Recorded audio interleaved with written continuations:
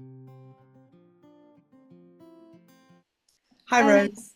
good morning, Danielle. Thanks so much for jumping on with me. I know we met, was it a month or so ago now, Yeah. and we had this extra long conversation, and it was so uplifting to speak with you and hear about what you had to say and how we aligned in everything child related. And yeah, so I wanted to chat to you and let Australia know exactly what it is that you do and how you do it and why it's so beneficial. So yeah, tell us a bit about yourself and how you came into hypnotherapy and working with kids. Yeah, all right. So, firstly, thanks for catching up. Oh, it was just so nice to talk to you when we did. And then you're so right. We just totally aligned, right? It was absolutely beautiful. I got off that call and I was like, wow, I felt like I knew Rose for a lifetime. So, yeah, so hypnotherapy. I've been in natural therapies for a long time throughout my entire life. I've never been a fan of, the medical system as we know it. Obviously, it's there for a need and it suits people, but for me, there's so many gifts given to us that are natural and it creates a holistic platform for people. Yeah, and with natural therapies, you're kind of relying on the person coming along and then going home and doing what they have to do to support themselves. And a lot of the time they'd come back and they'd say, oh, it didn't work. And you'd say, oh, did you do this? Oh, I forgot that bit. Or did you do that? Oh, I forgot that bit. And you'd be like, oh, okay. But when I discovered hypnotherapy, it was like, oh, I just got so excited because they come to you, whether it's online or in the clinic, and they talk about what they want, and it is really based on what they want. And all of a sudden, you're doing a session with them, and they leave and they've got what they want. So I was like, wow, okay, because you're working with the unconscious mind. How's this going to work for kids? So I started to do quite a bit of studying around how it did work for children. And I know we talked about this before, but for the guys that weren't involved in that call, kids are actually in a state of trance for around 70% of their day, right? So if you think about that, hypnosis is just a form of trance. And when kids are at between 0 and 7, 0 and 8, there's a little bit of a difference around the sciences that they find. But being in that state of trance means that they're in a complete absorption state at all times. All right. The other 30% of the time is when they're in the conscious state. And I guess it's a good thing to explain the difference between conscious and unconscious. So, the conscious mind, and people might have heard this before, we only use around 5% of our mind, right? Or our brain. And that's consciously. We actually use the whole brain. So, when you're looking at that 5%, it's a tiny little bit like this. And then you've got this critical fact checker, and the whole of the unconscious mind is over here, the other 95%. They actually think Einstein used around 16% of his brain. And science does say that we use between 5 to 10%. So, children being in that 70% trance state, they're in the unconscious mind most of the time. And that unconscious mind is like a security system. It's Mhm. scanning across everything that they can see, feel, hear, sense, taste.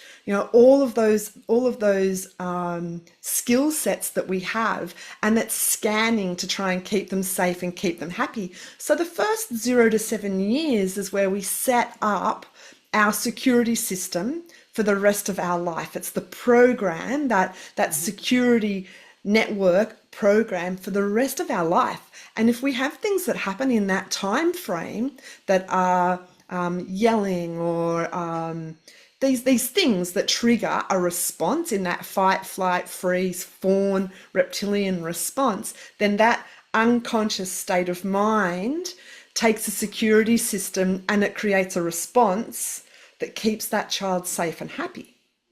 So But then, yeah, sorry. So it really depends on what their experience has been, and you're right, it is a protection system. So your subconscious mind is there solely to protect you. Like that's one of its main functions. It's yeah, like I want to keep you safe at all times.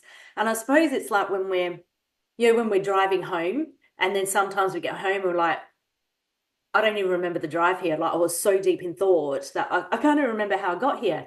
And that's what's happening all the time. It's always there in the 30%. background. It knows it needs to get you home, and Yeah. it's going to try and get you there as safe as possible.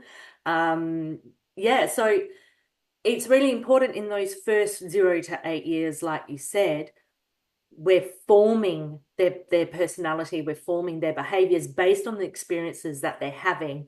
The subconscious mind is coming in and saying, yes, we want to protect you, dependent on what their existence is like. So if we have children who are coming from, um, say, an abusive home, how does that fall into place? We've got this established, their belief system is around that.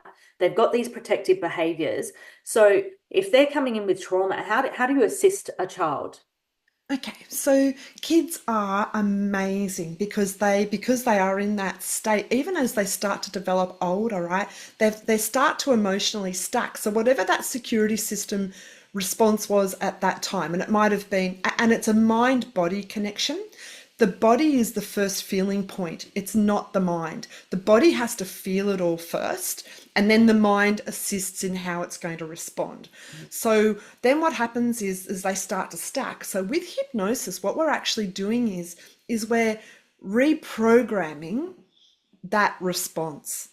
Because the program, imagine a 5-year-old making an informed decision about the correct response to feel safe and feel happy. They don't have any experience. That poor little child, putting their hand up in class and answering the question, and the teacher yells at them, weren't you even listening? And the tummy pulling in on itself, the little shoulders dropping down, the head dropping down.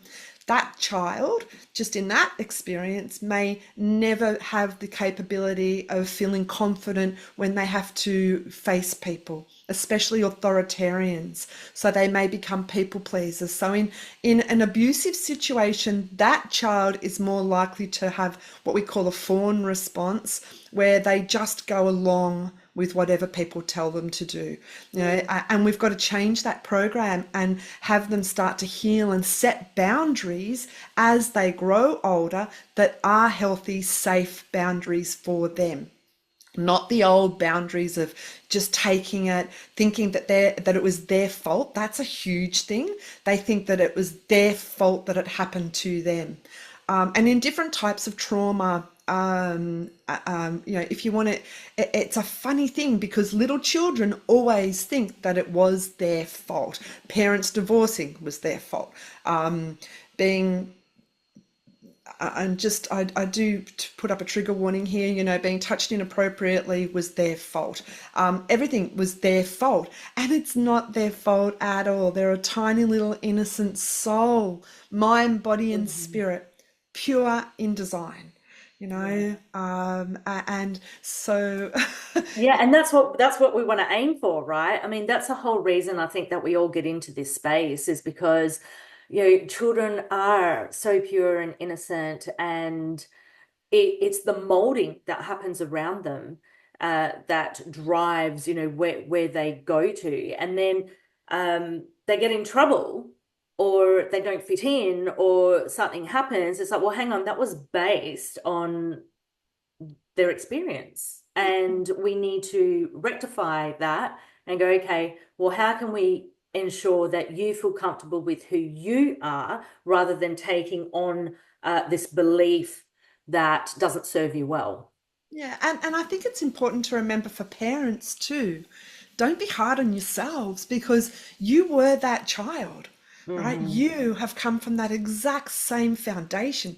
The difference is that in this era, in this time and space of life, we have so many more tools and availabilities and access to higher understanding of how we're meant to respond and how we want to feel, and having the ability to now heal that and to set those boundaries, not just because we do have that inner child in us at all times responding.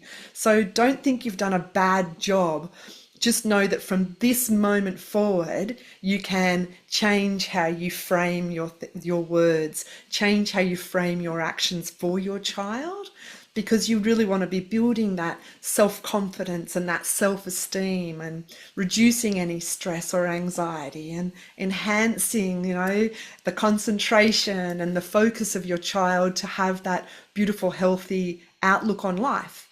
Yeah, Yeah. leading by example is so important. And I think what you said before is that, boundaries are so important, setting up that foundation.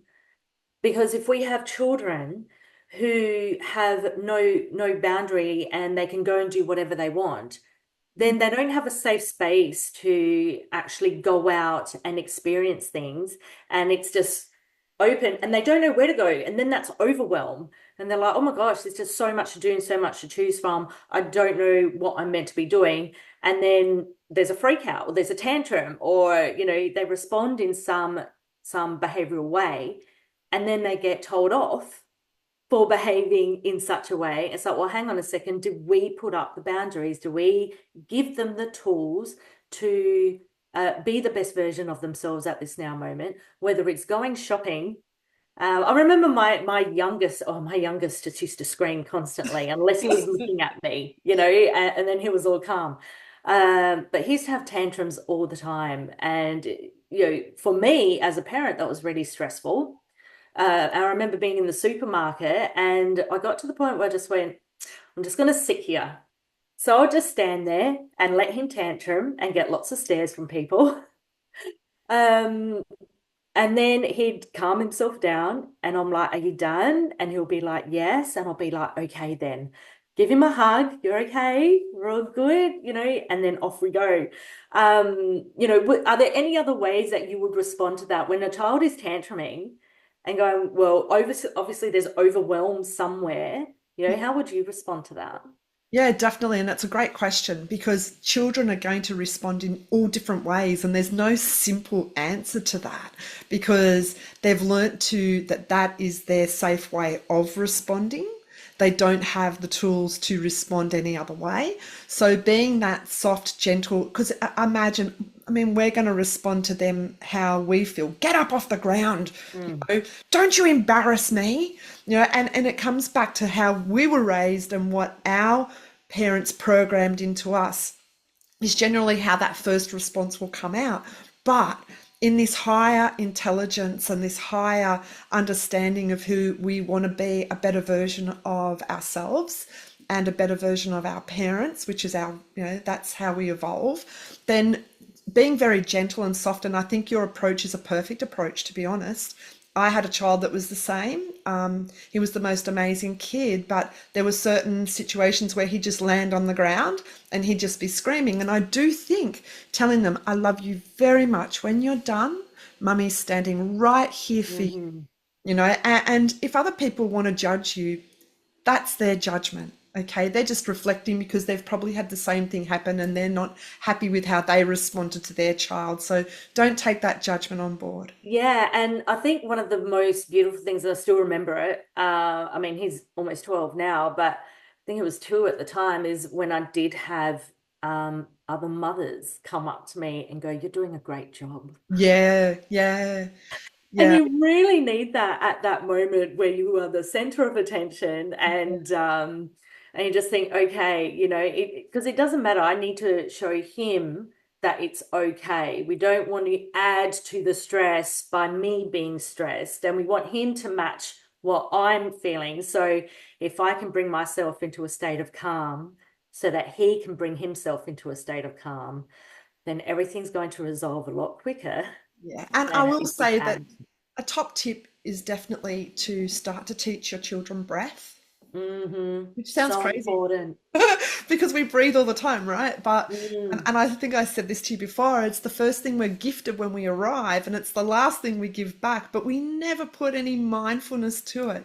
But being able to say to a child just really gently, you know, just take a really lovely deep breath, and breathe out all that whatever you're feeling, just breathe it out and imagine it just floating out into the sky. Now, remembering they're in trance so much of the time, that child, when they're tantruming, they wouldn't even know what they're doing.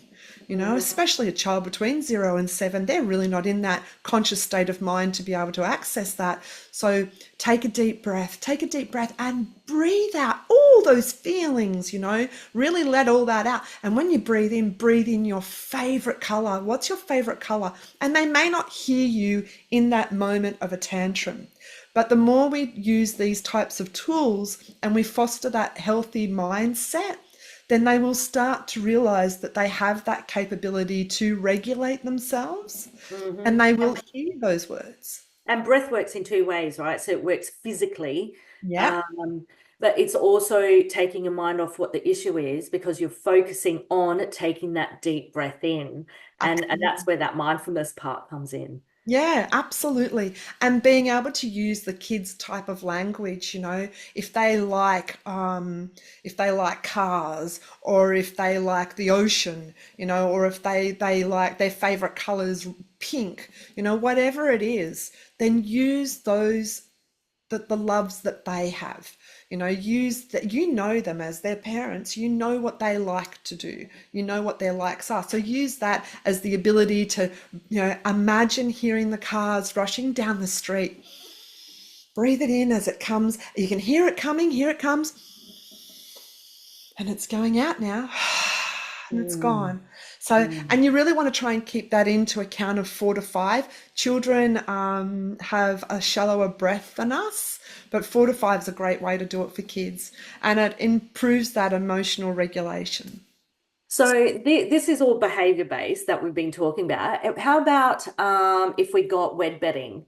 Wed Bed bedding? bedding, Bed wedding. a spoonerism. Yeah, Bedwetting, yeah, yeah. bedwetting. So bedwetting is actually a very successful thing to do through hypnosis. Hypnosis, actually, we do a session with the child, and for me, I'll tell you my process. I like to do an interview with the mum and the child together, and then I will often have the child, especially if we're online, he'll be in his nice safe space in his room. Mum will go out to the lounge room, and I'll have a Zoom link for her so she can watch everything that's going on, and I'll do a session. And that session would be around something that the child loves. It might be that we go through a beautiful walk because they love storytelling and positive storytelling. For mums and dads out there, positive storytelling to your child is so beautiful. Metaphors, things that they relate to. Going for a walk through a beautiful woods and imagine the sun sparkling through the trees and hearing all the little birds and seeing the little critters running around, and finding this staircase. Oh my goodness, and it's got a door, and the only person's hand that fits on that door is this handprint, and it fits your hand exactly. And that door opens, and there's this amazing staircase. These types of talk can really integrate into the child's subconscious mind and take them down to a spaceship or to a fairy garden where they find their own control panel, and it controls all of the things in their mind. And because kids are digital inclined these days, you can have flip screens where they can see where the ticks are, every part that they've succeeded. Oh, there's a tick for walking when you learnt to walk. There's a tick for talking. And here's the tick for, oh, you're so close. You're so close to having a beautiful dry night all the time. Look at that. You can see that page is opened up and you're getting there. We're going to see green ticks on that soon. And those types of motivational talks, never talk to your child about never talk as if they're going to be wet. Never talk to them in the sense of, don't wet your bed tonight. Children Hmm. don't hear the word don't. Hmm. Okay, they never hear the word don't. They just hear wet your bed. All right. Always talk to them about you staying dry is, where you want to be, and then that's what you'll have. And always in past tense, you'll feel fantastic when you wake up dry. So we've got to walk away from what we don't want and walk towards what we do want. Framing it And use positively. that. Yeah. Yeah, Okay. and then we actually give you what they for hypnosis for my line of work.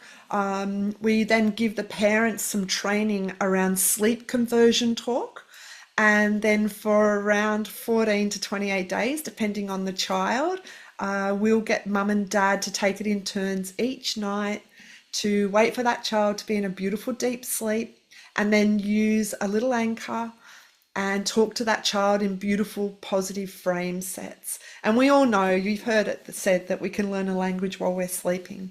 So, And I think that's really important that it's not overnight. And this is the thing about holistic healthcare, right? It's not giving our power to somebody else and saying, okay, we'll take this pill or etc., which does serve its purpose. I'm not saying it does, but this gives us the tools to try and manage ourselves without needing outside assistance. We're relying on ourselves to make that change. yeah, and it empowers the child as well. You know, another really healthy thing to say to a child before they go to sleep, and you just find yourself naturally coming into a lighter sleep, and waking up when that bladder feels full, you know, Mm, and that's wonderful. mm. And I think setting up the child to not fail is also a bit dangerous, because kids will come into their own alignment when they're ready. So letting them know that it's very, very okay. If it doesn't work tonight, that's okay, because you know what you want and you will get there. You fell Yeah. over 100 times before you learnt to walk, maybe 1,000 times, you And know? this is the whole process of learning new habits. All right. So repetition, Absolutely. repetition, repetition. Yeah. And that's, when I'm doing the counseling with the children, that's exactly one of the first things that we learn is that you are in control. You didn't learn to walk before you could roll over and sit up and crawl, and hold on to tables and then have mum or dad, hold your hand while you went for little steps. So Mm. it's a gradual process. There's always a strategy in place in order for us to reach a certain point. And we need to look at the end goal. What does that end goal look like? How now we just got to figure out how we're going to get there. Yeah, and it's important to know too that if something doesn't work, especially for bedwetting, or not especially for bedwetting, but as an example, it may be that there's an underlying issue there. There may be anxiety, there may be separation issues, there may be a whole lot of, different little underlying things that are going on with the child. So once you've tried the process, let's say that it hasn't worked, then we really do need to look at that deeper level. And, kids, as I said before, they love stories. They can really get into that. So, releasing anxiety and releasing those issues, the secondary gain issues of separation, because it might be mum comes into the room and changes the bed, dad comes into the room, changes the sheets. It could be something like that that's keeping that child in that pattern. And I've had a child who's never didn't really see his dad. And this is a great example. His dad worked very hard to provide for the family. Mum she worked, but she worked from home. So mum was there when he went to bed, dad wasn't there, but dad would come in and change the sheets. Mm. So the bedwetting didn't work for him, because that meant that anxiety of not seeing his dad, and that little boy had no clue that that's what it was. But So when how did you rectify that? Like, was there a change in bedtime schedule or? Yeah, so we actually dealt with that by having dad zoom in and do stories when he went to bed. And he'd do that every night and do a 5 minute out of the mouth story. And tell him that he would come in and kiss him when he got home.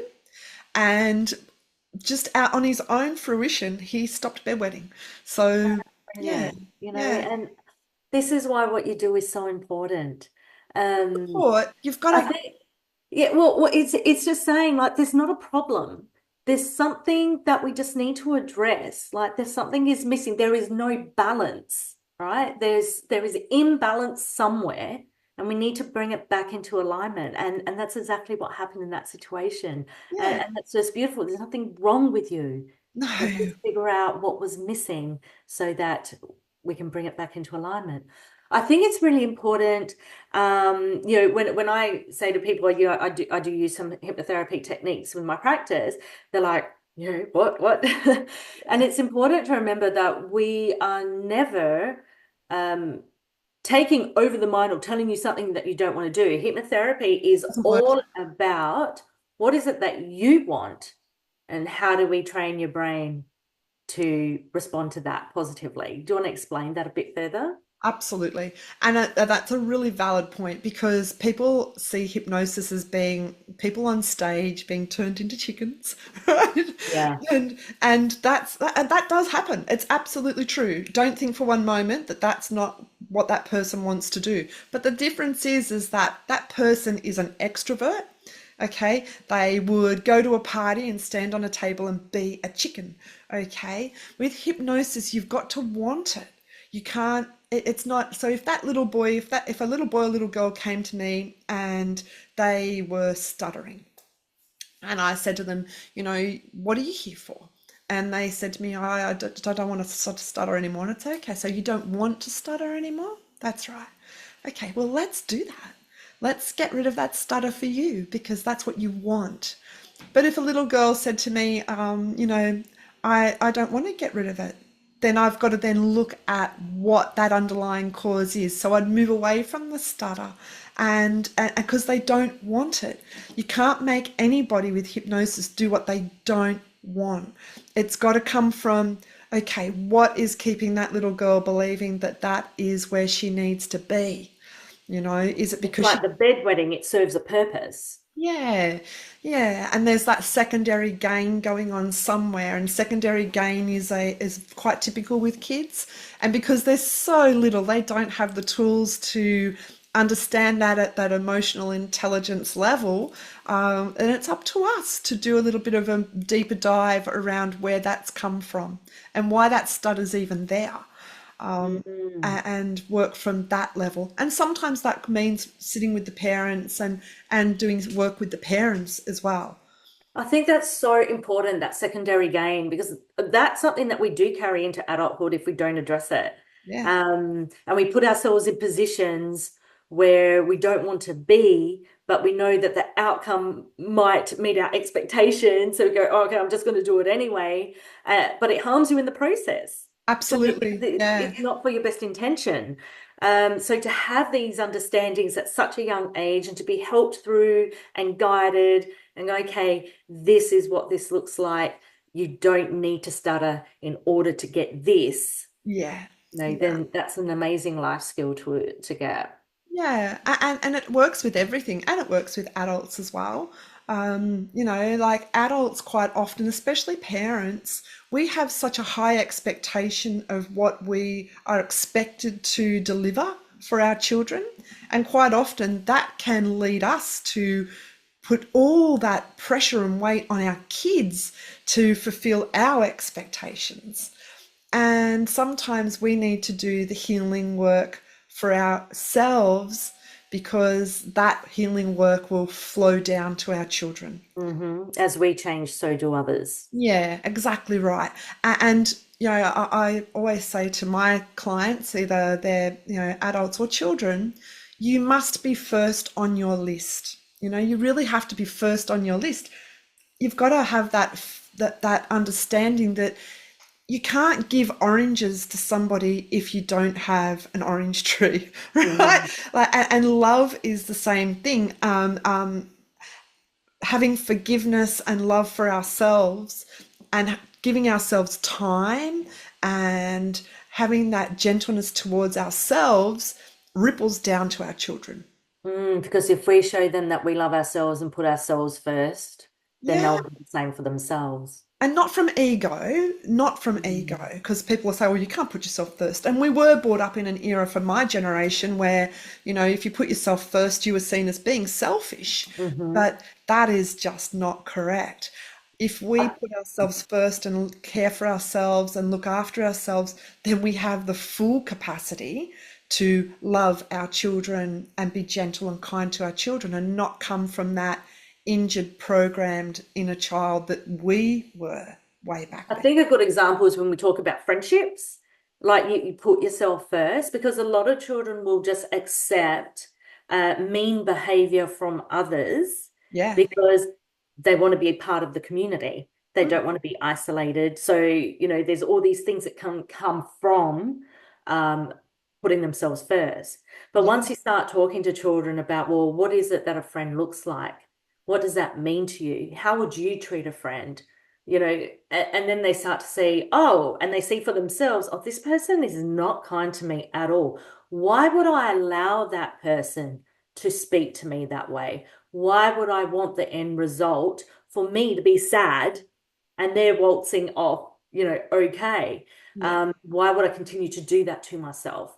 And I think once kids come through that breakthrough and they go, oh, I don't want to be sad, and that's the reason that I am sad, then I'm going to put myself first, then that's a real positive. Yeah, absolutely. And I think that's a gorgeous way to look at it. And I don't think we're taught we don't teach our kids enough that we are 100% responsible for our thoughts, feelings, emotions, reactions. Hmm. And we actually do get to choose how we feel.